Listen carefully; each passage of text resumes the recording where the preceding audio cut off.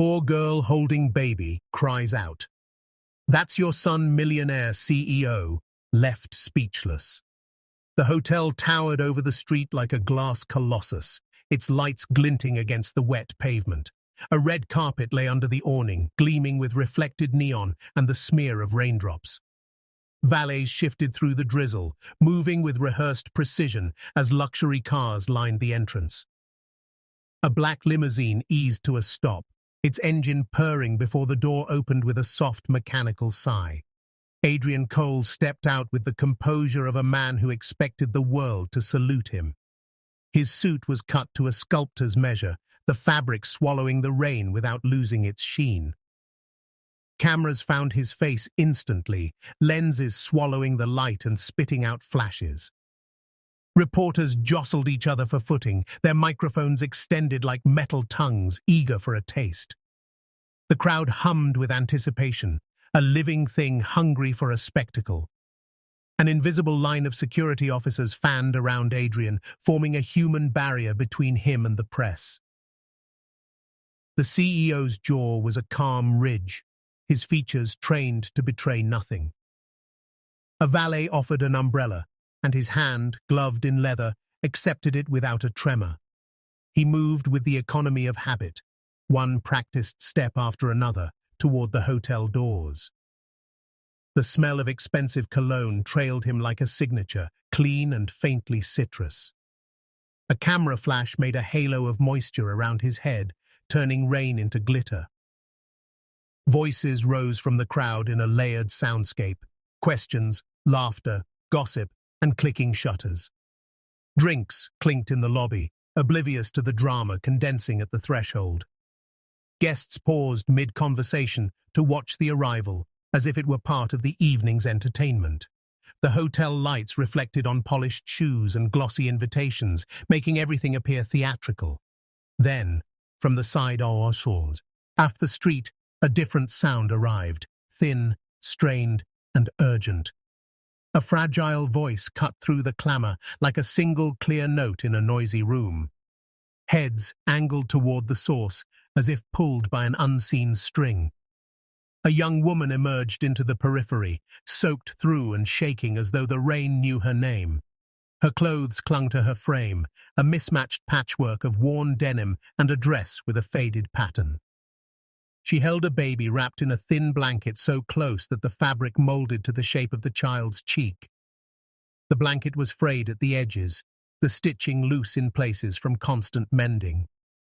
Her hair was plastered to her forehead, and the dark streaks beneath her eyes spoke of sleepless nights. A line of mascara had traced a path down her face, a black river that made her grief visible. She pushed forward through the crowd with an awkward determination, every step an act of courage. Her lips trembled as she lifted her voice, not with the practiced pleading of a beggar, but with raw, unshaped emotion. "Adrian, that's your son," she cried, the words spilling out with a combination of accusation and plea. The cry rippled across the assembled throng and struck the air like a stone thrown into still water. For a second, the city seemed to inhale, as if waiting to see what would happen next. Phones rose instinctively, screens forming a constellation that pointed at her like tiny stars. The flash of cameras multiplied, each one capturing a different angle of the sudden rupture in the evening's script. Some in the crowd murmured in disbelief, while others leaned forward, hungry for scandal. The microphones swung toward the woman like wands, eager for a sentence that would sell a headline. Men in suits tightened their lips. Men with press passes smiled in anticipation. Security officers immediately stepped in, their movements brisk and trained, the choreographs high of control. A burly guard extended his arm to guide her away, but she clutched the child so fiercely his hand could not pry them apart. The baby stirred against her chest, a tiny fist opening and closing as if testing the world. The child's breath was warm and shallow, a soft rhythm beneath the rustle of the blanket. Light from the hotel sign washed over the baby's face, carving small shadows along the curve of its cheeks. A reporter's voice rose above the rest, brittle with intent. "Sir, is this true?" Will you comment? Adrian's hand tightened involuntarily on the umbrella's handle, the knuckles blanching against the leather. For the first time that night, the practiced calm on his face faltered, imperceptibly but undeniably. His eyes narrowed, not with anger, but with a flash of something like recognition that startled even him. The world around him slowed, footsteps softened into quiet thuds, and the rain sounded like a distant drum. People began to murmur the kind of tentative questions that spread like rumor. Was he involved? Who is she? A woman clutching a designer bag whispered to her companion, her voice tinged with gossip and worry. The hotel's doorman exchanged quick glances, uncertain whether to intervene or to let the moment unfold. A live feed began on a phone held by a teenager near the curb. Within seconds, an icon showed viewers multiplying. Strangers pressed their faces toward the scene, eyes wide, phones aloft, mouths forming silent O's. A flashbulb snapped so close it made a small popping sound, as if punctuation were being applied to the sentence of the moment. Rainwater beaded on eyelashes and on the polished shoulders of coats, making everyone look like actors on a wet stage. Sophia's voice shook again, softer now, but threaded with something fiercer than fear, a demand for acknowledgement. Her fingers, raw from holding the baby, sought a place to steady themselves and found only the thin cloth. She did not raise her eyes to Adrian at first. They stayed locked on the child's face, as if the answer resided there. The child blinked against the light and let out a small, uncertain sound that sounded almost like a question. Cameras continued their mechanical blink, producing a relentless fever of images that would travel the world in minutes. Some of the press tried to flank them, to get a clear shot of the mother's face, of the child's expression, of anything that would tell a bigger story. An older man in the crowd muttered, "Scandal," as if the word were a talisman that made the scene more important. A hotel manager hurried to the entrance with a phone pressed to his ear, lips moving as he took hurried instructions. The taste of electricity hung in the air, that sharp thicket of expectation you feel before a truth falls. Adrian's umbrella sagged as he lowered it, the tip tapping a puddle as though measuring time. He felt the prickle of cameras against his skin through some invisible membrane, a phantom discomfort that rode on the evening air. For a breath he remembered a different face, a voice with laughter entwined in it, but he pushed that memory away, the way one shoves aside a photograph. The guards shifted their stances, their training kicking in with efficient concern rather than brutal force. A microphone hovered near Sophia's mouth, its cold metal glinting under the hotel lights. She swallowed hard before she spoke again, the words pressing through like something that had been kept under a lid too long. The baby's nose scrunched in sleep or in response to the cold. A small sound of complaint escaped him and wrapped the scene in fragility. Someone in the crowd began to applaud, uneven and surprised, and then stopped as if embarrassed by the reflex. There was a smell of wet fabric and street dust, of perfume and expensive leather, layered into a strange urban perfume. A valet with a nervous smile attempted to redirect a group of fashionably Emojis, but their attention was already locked on the woman and child. The light from an LED camera painted Adrian's face with a clinical white that made his expression appear flatter, more remote. He felt the press's hunger like a pressure against his chest and wondered, for an instant, what it might feel like to be unarmored by reputation. Sophia's voice grew hoarser, each sentence a thread pulled thin by time and suffering. "Please," she said then, the single word slipping out and catching like a hook in the thick air. Her plea was not only for recognition but for protection against being dismissed as another faceless figure in the city's underclass. A few in the crowd looked away, uncomfortable with the nakedness of the moment, while others pressed closer, driven by curiosity. You could see the mechanics of modern spectacle at work. Feeds starting, comments populating, the first rumors bolding into claims. The baby turned its head, and found Adrian's shadowed profile like a landmark in an unfamiliar sea. For an instant, the child looked up with a clarity that made something move in Adrian's chest that had not stirred in years. The umbrella shook in his hand, as if an unseen tremor had passed through him, and the steady surface of control cracked. The hotel's automatic doors sighed, indifferent brass closing on their hinges, as if life wanted to continue despite the rupture. A woman in a fur stole clucked her tongue and declared something about impropriety, her voice loud with moral certainty. Teenagers in hoodies posted snippets to social media with breathless captions, and the number of watchers ticked upward. The rain began to fall harder, the steady patter suddenly adding urgency to the atmosphere. The hotel's doorman, who had seen fleeting fame and scandals before, felt the hairs rise on his arms and moved closer to where the crowd gathered. Sophia's knees trembled, but she did not sink. The weight of the child and the force of her conviction kept her upright. A child in the crowd mimicked her cry with squeals, an echo that made some people laugh and others grimace. The front line of photographers jockeyed for a single definitive image that would define the story to come.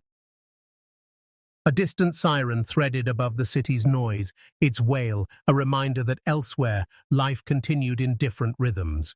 Media vans idled at the curb, their satellite dishes pointed like sunflowers seeking the hottest story. A gust of wind lifted the edge of the infant's blanket, revealing a glimpse of small, crooked fingers. Sophia's voice fractured when she mentioned a name that sounded like a past now reopened, but the syllables blurred in the cacophony.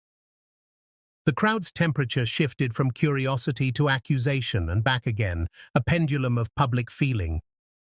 Someone in the front row muttered that the child looked like him, and the suggestion traveled like a contagion. A camera operator near the hotel door steadied his rig, capturing every micro-expression with the intensity of an investigator. Adrian's breath fogged in the cool night air, and in that small cloud there was a tremor of something he could not yet name. The security chief leaned in, speaking quietly into an earpiece, delivering instructions that were both urgent and cautious. In the hotel lobby, a partygoer paused with a champagne flute midway to their lips, caught between indifference and the magnetic pull of the scene. The microphones recorded the rustle of fabric and the tiny private sounds that make a public moment unbearably intimate. Someone offered Sophia a pamphlet and some water, a small human kindness that seemed inadequate and beautiful at once. The baby yawned, and in that vulnerable display the world's instincts softened for a breath. A photographer in the back caught a profile of the mother's face that looked like wrought iron softened by sorrow. The word paternity rippled through the journalists like wind through dry grass, making sparks of conjecture. A pathos that had nothing to do with headlines settled over the scene, an ache that reached beyond fame and roofs. People felt, in that moment, the old pang for family and forgiveness, even when they couldn't name it. Phones continued to record, but now their glare felt less invasive and more like witnesses to a truth told in public. The rain tapered to a fine mist, softening the lights and blurring the hard edges of the spectacle into a watercolor smear. Adrian's eyes lingered on the child's hand resting against the blanket, a small, ordinary miracle that looked like hope. He realized, with a reluctant shock, that the afternoon routine he had rehearsed 1,000 times could not prepare him for this. Sophia's breath hitched as she braced against the scrutiny that wanted to turn her into a story instead of a person. A murmured question moved through the crowd. How will he respond? And that question became the living thing around which everyone held their attention. For a heartbeat, time was elastic, stretching to let each person in the crowd feel the gravity of what lay between the woman and the man in the suit. The baby hiccuped, producing a small sound that made a few nearby people smile despite the tension. A news ticker began to form in someone's mind, headlines spinning out before fingers could type them. Billionaire's secret? Unseen son? The hotel's lights seemed to dim in sympathy, a dramatic stage cue that made everyone hush as if the world had pressed pause. And there, framed by flashing cameras and a rain-slicked awning, the woman and the child stood refusing to be invisible, their presence carving a new, fragile center in the night's story. Adrian's polished shoes halted mid-step, the rain dripping from his umbrella tip into a growing puddle that rippled like a drumbeat under the sudden hush. The man who had built empires on his words found none at all, and the silence around him felt heavier than any boardroom battle he had ever faced, a silence that clung to him, even as reporters shouted his name, as though the world itself demanded he answer, but his tongue refused to move, his lips parted slightly, but no sound emerged, only the sharp thump of his heartbeat echoing in his ears like a warning. His bodyguards, trained for chaos, moved forward with swift precision, attempting to block Sophia from view, yet the soft, broken cry of the baby carried through the crowd with a piercing clarity, small but powerful, striking the air like a truth too innocent to be denied, and instantly all movement stalled, their hands hesitating as though that fragile sound had chained them in place. Adrian's shoulders tightened, the confident posture that had always shielded him faltering under the weight of a single glance at the child's face, for in the shimmer of streetlight lay a reflection he could not unsee, the curve of the jaw, the shape of the eyes, the undeniable echo of himself. And it shook him more than the rain, more than the crowd, more than the scrutiny of flashing cameras. He felt his breath snag, his composure unraveling stitch by stitch, and though he willed his bodyguards to clear the way, his own silence kept them tethered, uncertain, their eyes flicking between their employer's face and the trembling woman with the child. The reporters sensed the fracture, smelled the blood of scandal, and their questions grew louder, sharper, but Adrian heard none of them, only the lingering cry of the infant that refused to leave his mind, a cry that wrapped itself around his chest until he could scarcely breathe. And still he stood there, silent, his jaw locked, his expression betraying a crack that millions would see replayed in headlines and broadcasts before the night was over. His silence was not the silence of strength, but the silence of recognition, a silence that held within it years of decisions, a silence that trembled between denial and confession.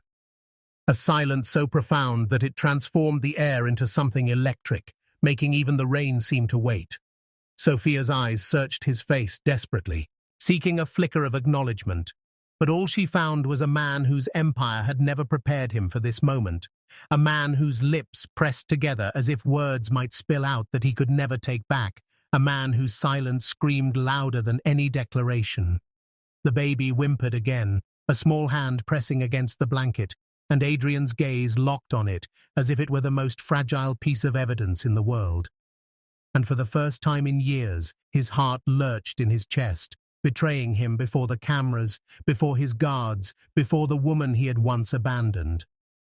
Still he said nothing, frozen between who he had been and who he might be forced to become, and the silence stretched longer, until it felt like the entire city had gathered just to watch the moment when the mighty CEO, the man of iron words and ruthless decisions, stood speechless before a truth he could no longer deny. Adrian's silence lingered in the present, but behind that silence stirred the ghosts of years he had tried to bury, and memory, uninvited, relentless, poured into him with cruel clarity. He had not always been the man the world bowed to, not always the figure wrapped in power and prestige. For there was a time when his name meant nothing beyond a small rented office with peeling paint and a desk cluttered with unpaid bills. A time when ambition was his only currency and sleepless nights were spent drafting proposals no one cared to read. And in those nights of hunger and uncertainty came Sophia, not as a savior, but as a light, simple and unassuming, her smile making cramped spaces feel like palaces, her laughter echoing in places that knew only struggle, her belief in him stronger than the numbers that told him he would fail. They had shared coffee in chipped mugs, walking side by side down cracked sidewalks, dreaming of futures larger than their means, and though their love Ryu in the soil of hardship, it blossomed with sincerity, a bond that made him believe even poverty could be endured if she was near.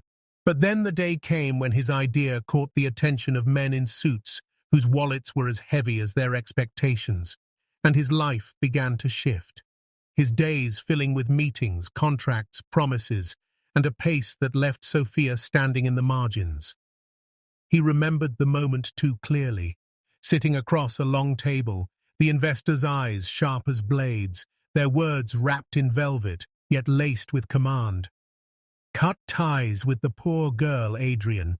She doesn't belong in the image we're building," they had said, dismissing her existence as if she were merely a smudge on a spotless page.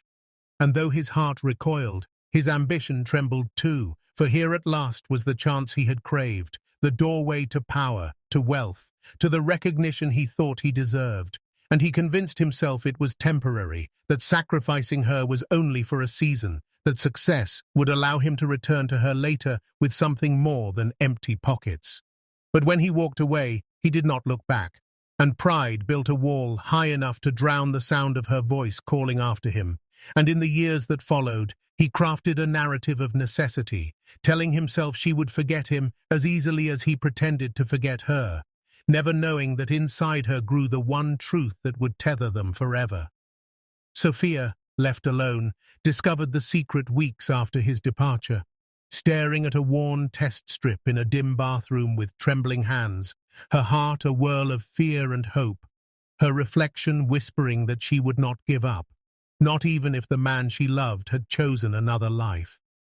The months that followed were brutal, her body weary from carrying life while her hands struggled to provide, each day a battle against gnawing hunger, each night a silent prayer whispered over the curve of her stomach, promising the child love even if the world denied them everything else. And when the baby came, wrapped in nothing more than a second-hand blanket donated by a neighbor, Sophia wept both for joy and for the absence of the man who should have been there to see his son's first breath. Debt crept in like an uninvited shadow, bills stacking higher than her courage some nights. Yet she endured, working jobs that left her hands raw and her back bent, jobs where people looked through her as if she were invisible, while at home the baby's cries filled her with strength, reminding her she carried not just herself, but the fragile heart of another. Loneliness dug its claws deep, friends fading, family silent, society indifferent. But Sophia refused to collapse, because each time she held the child close, she saw the spark of Adrian in his eyes, a reminder that her sacrifices were not in vain. And now, after years of silence, of enduring storms he never even knew she faced, she stood before him in the glare of cameras and city lights, her body trembling from exhaustion but her spirit unbroken, holding not just a child, but the undeniable truth of a past Adrian had tried to erase. A truth now alive, breathing, and looking directly at him, leaving no escape from the history he thought buried forever. Adrian's chest tightened, as though invisible hands had wrapped around his ribs, squeezing until each breath felt borrowed, and the rain that slid down his face no longer seemed like weather, but punishment, cold reminders of a life lived on choices that had brought him here. For years he had believed power meant control, believed success was measured by how much of the world bent to his command. Yet in this instant, control shattered like glass beneath a single truth he had no say over, and in the child's wide, unguarded eyes he saw something that stripped away every polished speech, every rehearsed smile, every mask he had carefully built. The boy's gaze carried no accusation, no ledge of betrayal. Only innocence, and that innocence carved deeper than any words Sophia could have spoken, piercing through Adrian's defenses like sunlight breaking into a locked chamber. Voices rose around him, journalists shouting, strangers gasping, guards urging him to move, but their sound blurred into static, meaningless compared to the heartbeat that seemed to echo from the small body wrapped in thin cloth. A heartbeat that matched his own in a way that terrified and mesmerized him. The scandal already raced across screens, reporters feeding headlines into hungry cameras, investors dialing phones in panic, whispers of ruined reputations growing louder by the second.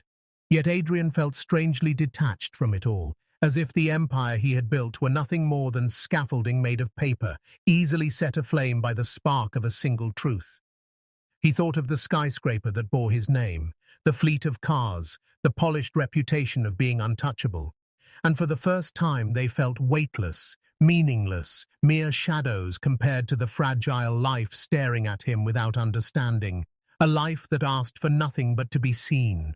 His throat tightened, words pressing to be spoken yet strangled by fear, because to acknowledge the child meant tearing apart the identity he had worn like armor.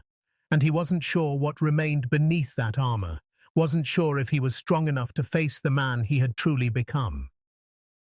The crowd pressed closer, flashes of light blinding his eyes, but in the blur he saw only one face, the child's. And in that face, a reflection he could not escape. A mirror to the boy he once was, hungry for approval, desperate for love, standing alone in a world that often gave neither. Shame cut through him like a blade, sharp and merciless, for he knew that he had inflicted on his own son the very abandonment he had once sworn he would never repeat. And now standing before him was not just a child, but a second chance, fragile and fleeting, a chance to break the cycle or condemn it forever. His hands trembled at his sides, clenched into fists not from anger, but from the unbearable war within, ambition against love, pride against vulnerability, fear against hope. And the longer he stared at the boy, the more he felt the walls inside him begin to crumble.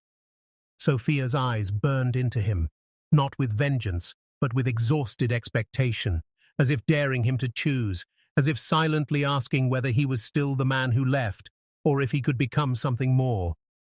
Adrian's pulse pounded in his ears, drowning out the world, and for the first time in his gilded life, he felt small, powerless, naked, before a truth that demanded nothing and yet demanded everything.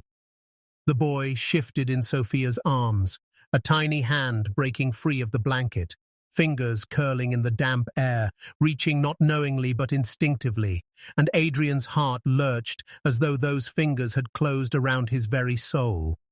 The empire he had built trembled on the edge of collapse, but in that moment he realized it might be worth it, worth losing everything just to hold on to something real, something pure, something that could not be bought, silenced, or buried, the bond between father and son, the chance to finally be the man he was meant to be. When Sophia finally crumpled to the sidewalk, her knees folding like a worn hinge, a valet and two strangers rushed to support her, easing the weight of her body and the baby into a trembling, urgent motion toward help. Adrian didn't think.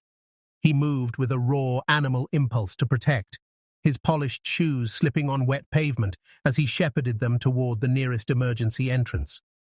A nurse met them at the sliding doors, her face a practiced mask of calm that hid the quick assessment darting through her eyes as she coached a stretcher into place. Paramedics worked with quiet efficiency, checking Sophia's pulse and breathing, murmuring short clinical phrases that made the world contract to the size of their hands and the child's chest. The baby was wrapped tighter now, bundled against the cold, and although his face was pale, his tiny abdomen rose and fell in a steady, stubborn rhythm that gave everyone a small, collective relief. Adrian hovered at the edge of the scene, feeling like an intruder in a place that had its own language, machines beeping, doors whispering open and closed, the smell of antiseptic sharp in the air. Sophia's eyes fluttered open, and for a moment she looked at Adrian with the raw, unguarded bewilderment of someone who'd been forced awake in the middle of a nightmare. She reached for the baby before she reached for words, fingers instinctively smoothing the blanket, the motion telling a story of hundreds of nights spent comforting a child against hunger and fear. A doctor with tired, kind eyes introduced himself quickly and began asking questions, names, allergies, when the baby had last eaten, and each answer felt like a small confession into the sterile light. Adrian's name landed on a form that smelled faintly of toner and rubber bands. Writing it felt strange, as if a signature could both acknowledge and undo a past he had ignored. He watched the nurse place an oxygen sensor on the baby's finger and felt a thin electric panic when the reading dipped for a moment before steadying again. Sophia tried to explain in clipped sentences how she had been up for days, how work had eaten her hours, how the child had sometimes woken with a cough that wouldn't quite leave, but her voice kept breaking on the edges of exhaustion.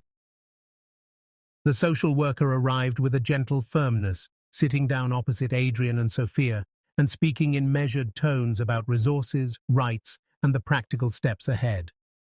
At one point, Sophia's breaths hitched and she buried her face in her hands, embarrassed by the mess of her life being exposed under fluorescent lights to strangers in neat uniforms. Adrian felt the sting of shame like a physical thing, hot and sudden, as he listened to the list of things Sophia had endured to keep their child alive, skipping meals, selling belongings, accepting odd jobs that barely paid for a night's rent. He remembered paper-strewn desks and long, dark hours at the office, and he realized those memories were built on the same currency as Sophia's struggles: choice, sacrifice, and often invisibility.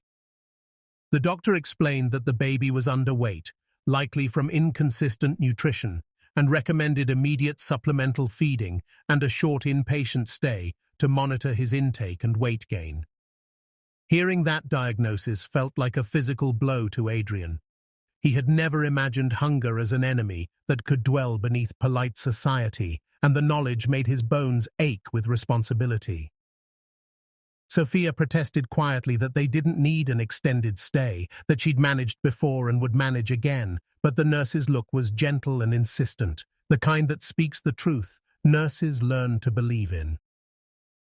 Adrian signed a consent form for the baby's care with a hand that did not stop trembling until the pen lay still, and the act of signing felt like the first adult thing he had done that admitted culpability. A quiet conversation unfolded between the medical staff in a corner and Adrian, the words businesslike but carrying implications that tugged at his chest: referrals, nutritional plans, and the availability of social follow-up services. He asked about blood tests and vaccinations and the logistics of aftercare, the questions of a man suddenly discovering that love had a practical, often tedious ledger attached to it. Sophia watched him with a mixture of wariness and tired curiosity, as if she could not tell whether his concern was genuine or another performance crafted for the cameras and the headlines. He knelt beside Hong, their bed, and offered nothing more eloquent than raw, sincere apologies, his voice low and rough with emotion, and she studied his face as if trying to decide whether to forgive the shape of his new regret. Outside the small curtained area, a receptionist paged phone numbers, and the faint clack of keyboards sounded like a distant city, efficient and indifferent to private reckonings made in hospital rooms. A pediatric nurse explained the feeding schedule gently, showing Sophia how to measure formula, warm bottles, and hold the baby in a way that encouraged swallowing and comfort in the same motion. Adrian watched every demonstration with an intensity that bordered on clumsy eagerness, folding and unfolding muscle memory born of boardroom poise into gentler, more human gestures. He found himself learning the names of things he'd never considered: the soft swaddle wrap, the way to burp a child without startling them, the subtle signs of dehydration that he now feared to see in every movement.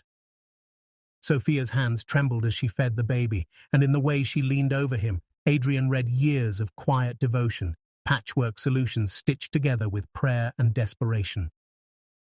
When the nurse suggested a temporary nutrition supplement program and community support groups, Adrian agreed immediately, his signature like a promise he hadn't yet understood the weight of. He arranged for immediate payment of outstanding medical bills without waiting for bureaucratic clearance, the swipe of a corporate card, feeling insignificant against a child's hunger, but offering necessary relief all the same. At one point, Sophia pushed a stray curl from her face and told Adrian in a voice that was nearly a whisper about an old apartment that was full of drafts and a landlord who never fixed the heater, tiny details that suddenly felt obscene in a place of healing. He felt anger rise, not at her, Out at the world that let such things persist, a pulse of indignation that mixed with his guilt to form a new, fierce energy inside him. The hospital's pediatric team conferred and then proposed a short inpatient plan to ensure safe weight gain, followed by home visits and nutritional counseling, a plan that sounded both compassionate and overwhelming. A nurse gave Sophia a pamphlet on community assistance programs, and she offered to call a housing support line that could lead to temporary accommodations while longer-term plans were arranged. Sophia's gratitude was small and quiet, a nod and a squeezed hand. But Adrian shelled it like treasure, feeling undeserving and determined all at once. He sat through a meeting with a social worker who asked about legal guardianship, custody, and the baby's immediate needs, each question probing the structures that kept people afloat or let them fall. The conversation returned often to the word stability, a clinical term that carried for him a kind of moral weight that felt both new and terrifyingly necessary. Adrian left the room briefly to call his personal assistant, the familiar cadence of his voice returning when he ordered practicalities, hotel arrangements, legal counsel, temporary childcare, things he had not known to ask for before. He instructed his staff to secure a modest apartment close to the hospital, a place with a proper crib and enough room for Sophia and the child to breathe without constant fear of eviction. With each logistical arrangement he made, a portion of his unease eased, replaced by a focused determination that felt less like guilt and more like a responsibility he could not avoid. A hospital volunteer brought a cup of lukewarm tea for Sophia, and the taste of it made her smile in a way that cut through the clinical atmosphere like sunlight through blinds. A cleaning woman passed by and smiled at the baby, welcoming a tenderness that felt like a brief reprieve from the weight of adult decisions being made around them. Adrian found himself at times apologizing for the intrusion, for the chaos he had unwittingly caused in Sophia's life, and each apology was a small pebble dropped into a deep well of regret. The baby slept in a small bassinet near the bed, and Adrian watched his chest rise and fall as if memorizing the rhythm of a heartbeat that might someday anchor him more firmly than tenders of industry or shareholders' demands. Sophia spoke sparingly about the child's firsts, first smile, first tooth that had not yet come, the way he liked to grip a finger and never let go, and each anecdote landed inside Adrian like a soft, relentless memory. She mentioned a neighbor who once brought her soup and a children's book that was falling apart at the spine, tiny acts that had kept them going in ways he never saw when he was striving for a different life. At one point, a reporter's question filtered down the corridor like a sour wind, and Adrian felt the old reflex to construct a message and deflect scrutiny. But he rejected the impulse, choosing instead to focus on the small, fragile life in front of him. Sophia's patience, worn thin by years of being invisible, now seemed tempered by the relief of being seen by the man who mattered most, and her wary acceptance of his help was guarded, but not untouched by appreciation. When the hospital dietitian reviewed a meal plan and emphasized protein-rich foods and consistent feeding schedules, Adrian mentally made a note to have the apartment stocked before they were discharged. Paperwork accumulated, layers of forms and signatures that smelled faintly of institutional sameness, and Adrian moved through them with increasing competence, no longer a stranger to the small acts that hold people together. Every signature he made felt like a stitch in a repair he could not undo, a slow, sometimes clumsy attempt to recreate trust through practical measures rather than grand statements. The nurse asked about sleeping arrangements at home and whether the infant had ever been left alone for long stretches, questions that exposed the precarious architecture of Sophia's daily life. Adrian answered as best he could, the words hollow at first but growing in substance as he realized how much he could change simply by paying attention and offering structure. A quiet moment came when he cradled the baby in his arms for the first time in a private nursery room, a sterility that couldn't erase the gentle weight of a living child. and he felt a tenderness that had no rehearsal, no corporate analog to compare it to. The child's fingers gripped his thumb with the strength of someone staking a claim, and Adrian felt an urge to protect that tiny hold as fiercely as he might protect a company's bottom line. He read pamphlets with a seriousness bordering on reverence, learning about developmental milestones and immunizations like a novice student of life rather than business strategies. Sophia watched him study with a small exhalation, then admitted in a voice that carried both pride and fatigue that she had once counted the days by the way the child learned to smile at the window at the same time each afternoon. Her stories were spare but perfect. Each one was proof of the private curriculum of love she had designed and executed for their child, without fanfare or recognition. Adrian's phone buzzed with the insistent tremor of corporate matters, messages from executives and legal teams, but he silenced the device, choosing to keep the moment immune from the world that had defined him for so long. When the pediatrician explained a follow-up schedule, Adrian mapped it into his calendar immediately, blocking the days as if outlining a new kind of meeting that mattered more than any quarterly report. He arranged for a trusted nurse to visit daily, ensuring the baby's feeds were monitored and Sophia had someone to rely on in the early, shaky days of recovery. At dusk, the room's fluorescent light softened with the coming evening, and the hospital settled into a quieter rhythm that allowed private conversations to surface from under the day's noisy tide. Sophia admitted, in a brief, vulnerable moment, that she had once hoped Adrian would return, that sometimes she would set a place at the table and pretend he might walk through the door, and those small admissions landed like stones Adrian could not pick up quickly enough. He told her then, with a voice that tried to be steady and failed at times, that he regretted how long it had taken him to see, that he wished he had been braver in a different life, a confession that felt both pathetic and necessary. Sophia's expression softened for a fraction of a second, the hard lines around her mouth easing into something like contemplation rather than hatred.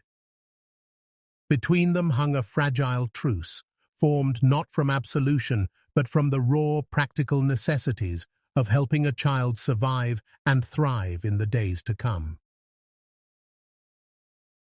Adrian found himself losing track of the hours, watching a clock whose hands seemed to slow and speed in strange, uneven pulses, depending on whether the baby had just fed or was sleeping without fuss. He slept in a chair for an hour or two with the baby in a bassinet nearby, feeling at once ridiculously out of place and perfectly where he needed to be, the comfort of the chair's fabric, a poor substitute for a mother's sleep, but better than nothing. When Sophia woke, she sometimes caught him reading aloud from a parenting guide, stumbling over terms and then laughing at his own awkwardness, a small sound that warmed the room better than heaters ever could. He began to understand how labor and love were not opposing forces, but braided threads, each supporting the other in ways he had not anticipated when success had felt like the only endgame. The hospital arranged for a pediatric nutritionist to visit, and Hansen, together, they sketched out a plan to build the child's weight back up through small, frequent feeds and caloric supplements that were kinder than force. Adrian listened to the instructions and then paced grocery aisles in his mind, calculating lists and routes as if the simple act of buying groceries could become an emblem of a new life he was willing to design. A nurse joked softly about the ridiculous intimacy of being taught how to swaddle someone else's child, and that small levity broke the tension in the room and allowed everyone present a brief human laugh. Sophia, tired but composed, accepted the jokes with a faint smile and a slightly embarrassed tilt of the head, like someone unused to being the center of someone else's kindness. Adrian's hands learned to be gentle through repetition. He practiced cradling and learned how to move without startling, the awkwardness giving way to a quiet competence that surprised even him. Paperwork continued to pile up, insurance forms, identity checks, a list of contacts, and with each signature, Adrian felt more entangled in a life he had once dismissed as inconvenient. He made calls to his legal team not to hide, but to ask for help navigating how to do right by the child, a reversal from earlier strategies meant to obscure and spin facts into favorable angles. Sophia asked once if he would consider being present for future appointments, and when he answered yes, it sounded less like a promise and more like a lifeline thrown across a chasm they'd both feared would never bridge. The night deepened, and the hospital's corridors emptied into a hush that allowed Adrian to feel the fullness of his decision without the world watching every micro-expression. He sat with his hands clasped, watching the baby sleep and thinking that every small step they took now would ripple outward into years of possibility or regret. There was no grand speech, no cinematic forgiveness. Instead, there were small acts, scheduling follow-ups, filling prescriptions, buying formula, that slowly began to see, on Cries, a different kind of devotion. When the attending physician came by to give a positive update that preliminary tests were encouraging and the baby was responding to nutrition, Adrian let the relief wash over him like rain on parched ground.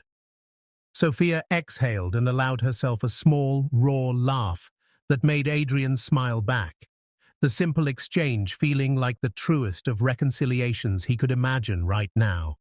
They discussed discharge plans that would include home nursing visits and a community program to ensure food security, and Adrian agreed to fund those services until more permanent solutions could be found. The hospital's social worker suggested a slow transition back to independence and offered to connect Sophia with vocational programs, while Adrian's resources secured immediate stability. He agreed to all of it without bargaining, the corporate instinct to negotiate replaced by a paternal instinct to provide, no deal necessary, just a willingness to act. Before they left the room, Adrian insisted on carrying a small duffel with essentials that Sophia had kept for himself and the child, an act that felt both symbolic and practical, like painting over a blank canvas with the first stroke. As they walked through the hospital's automatic doors into the chill night, the city lights felt less like a spotlight and more like a quiet audience to a private transformation. Adrian had callers by the time they reached the car. He silenced them one by one, choosing the present over the urgent demands of a life he could not fully step away from, but could certainly rearrange for the moment. The drive to the apartment he had rented in haste was short but heavy with conversations about cribs, baby monitors and keys, things that once would have bored him but now felt like anchor points. He unlocked the apartment and they stepped inside. The place smelled faintly of new paint and the clean edge of a mattress cover, and for the first time, the idea of home felt real rather than a concept to be purchased.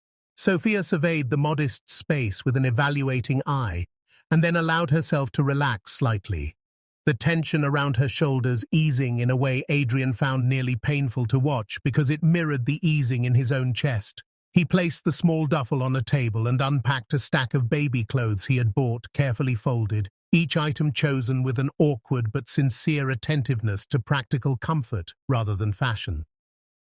They set up the small bassinet together, and Adrian learned to snap a mobile into place with patient hands, the sound of a merry song filling the quiet room with unexpected softness. That night, he sat awake longer than Sophia, listening to the baby sleep as if cataloguing each tiny sound into memory, making notes in his head about feeding times and when to check the diaper and how to soothe a fussing child. He understood, in a new and visceral way, that redemption would not arrive as one sweeping gesture, but as a sequence of countless small, consistent actions performed when no one else watched. Sophia slept, finally, and Adrian watched her rest, the exhaustion visible and the relief tender, and he resolved not to let her bear alone what he had once assumed someone else would handle. Before closing his eyes, Adrian went to the small window and looked out at the city he had built an empire in, and he felt the immense distance between his skyscrapers and the small apartment where a different kind of work had just begun. He had not solved anything. He had only started, but the start felt like a rebirth that demanded patience, humility, and relentless care, a ledger that would be balanced not by numbers, but by presence. At 3 in the morning, when the baby cried, Adrian stumbled awake and found himself more competent than he'd expected, bringing warm formula and humming softly until the child calmed. He learned the difference between a cry for wetness and a cry for comfort, distinctions that felt both trivial and monumental to a man used to making decisions that affected thousands. Sophia watched him with tired amazement as he burped the child awkwardly but effectively, and for the first time she allowed herself to say aloud that his presence was helping in a way that numbers never could. Adrian arranged for a short-term nanny to come in while they adjusted, not to replace Sophia, but to give her the space to sleep and heal, and he insisted on the nanny's professionalism and sensitivity. He sat through a webinar on infant development, listening as though every fact were a scripture, his attention absolute and fiercely protective of the knowledge he now believed might save them hours of struggle. The small rituals of care, washing tiny socks, checking the temperature of the bath, swaddling with hands that had once signed contracts, became a new kind of liturgy for him. When paperwork about financial assistance arrived, he signed over immediate support with an economy of motion, not for the show, but because he wanted the child to never learn the taste of empty cupboards. He privately set up a small trust account to ensure regular deliveries of formula and healthy foods, knowing paperwork and structure could provide a scaffolding for fragile days. Sophia, cautious but tired, accepted the help and let herself hope slightly, the hope a small ember that made her less defensive and more willing to cooperate in planning a future with steady steps. Adrian's nights grew punctuated by small victories, 1 extra ounce on the scale, a less frequent cough, a peaceful nap that lasted an hour longer than before. He began to visit community centers between meetings, learning how local programs helped families like Sophia's, and he quietly donated to those organizations with instructions to keep his name anonymous for now. When a neighbor brought in a casserole, Sophia wept quietly in the kitchen, overwhelmed by the kindness of strangers meeting immediate needs, and Adrian sat with her while she cried, offering a hand and nothing more than present company. They compiled a binder of medical records, receipts, and future appointment dates, a mundane artifact that suddenly held the shape of a possible future for the child, each sheet a thread in a plan for normalcy. Adrian resisted the urge to announce every small progress to the press. Instead, he focused on the practical, scheduling follow-ups, talking to the pediatrician about developmental activities, and learning to recognize signs of stress in a child's behavior. He walked the babysitter through emergency numbers and the location of extra formula, not with the brisk detachment of an employer, but with a care that felt personal and unspun by public relations. Sophia accepted an offer for vocational training arranged by a community liaison, and the thought of her gaining independence warmed Adrian like a promise for real and mutual dignity rather than charity. He sometimes caught himself watching the child nap and imagining tentative futures, first steps, a scraped knee, a small voice calling him dad, and each image cut through his old priorities like a gentle, persistent blade. Late one night, he typed a long email to his board, briefly informing them of a personal matter that would require his reduced presence for a time, his tone apologetic but resolute, a small reordering of professional obligations. Though he could not erase the past, Adrian let himself believe that the measures he was taking now, practical, steady, and sometimes clumsy, were the beginning of a truth he could build toward. Sophia stirred awake slowly, her lashes flickering against the pale morning light that seeped through the curtains, and the first thing she felt was Betrayal, the warmth of Adrian's hand clasped gently around hers.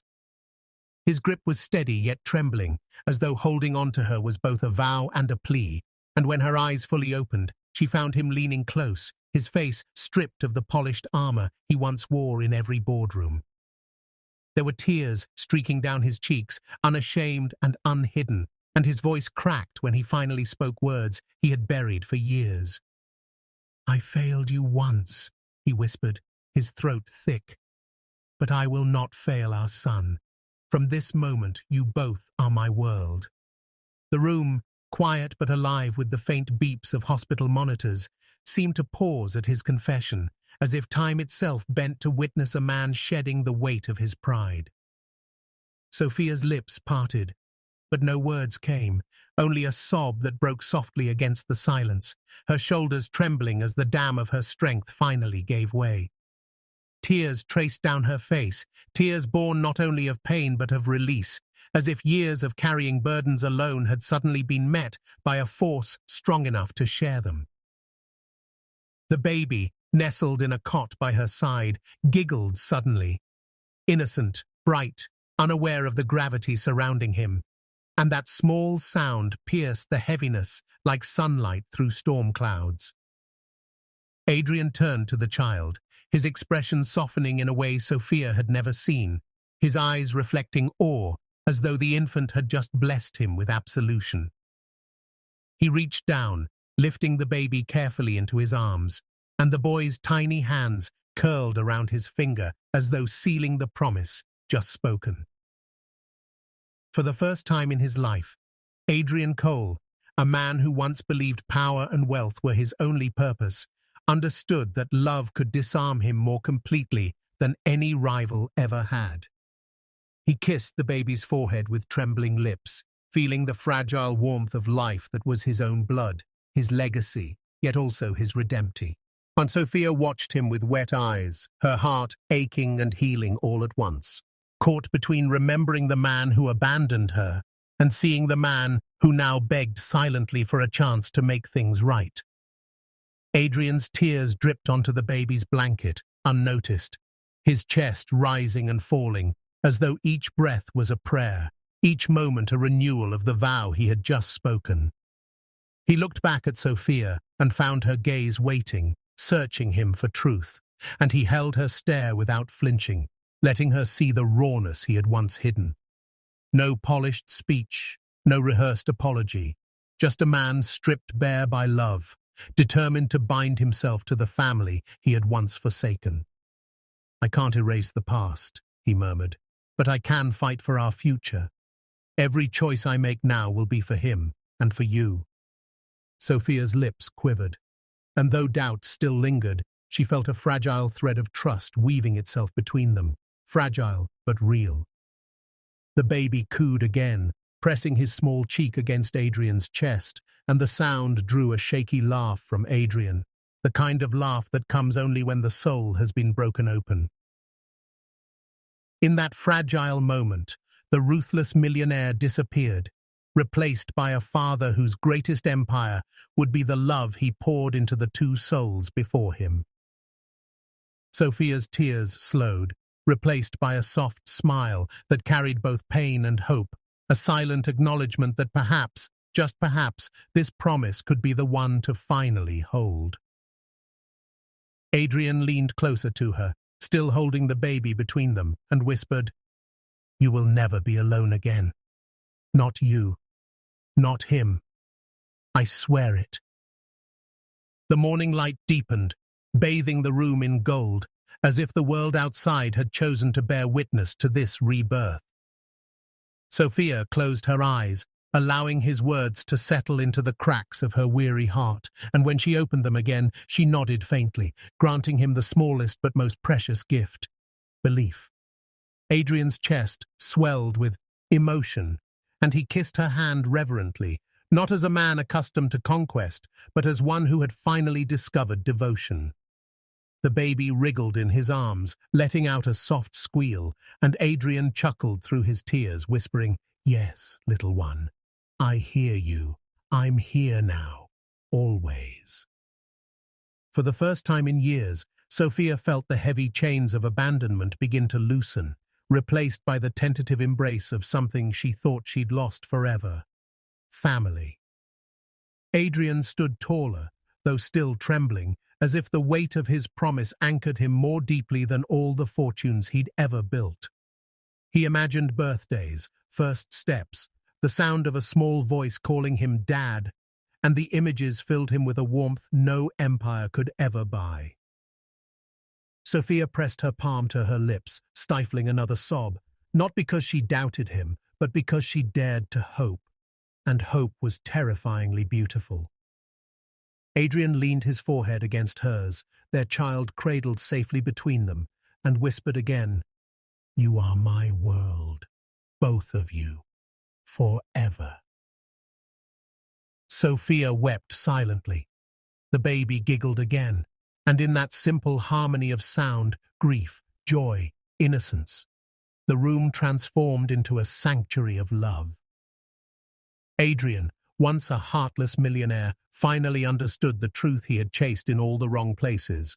Power fades, wealth crumbles, but love remains eternal. And for the first time in his life, he felt whole,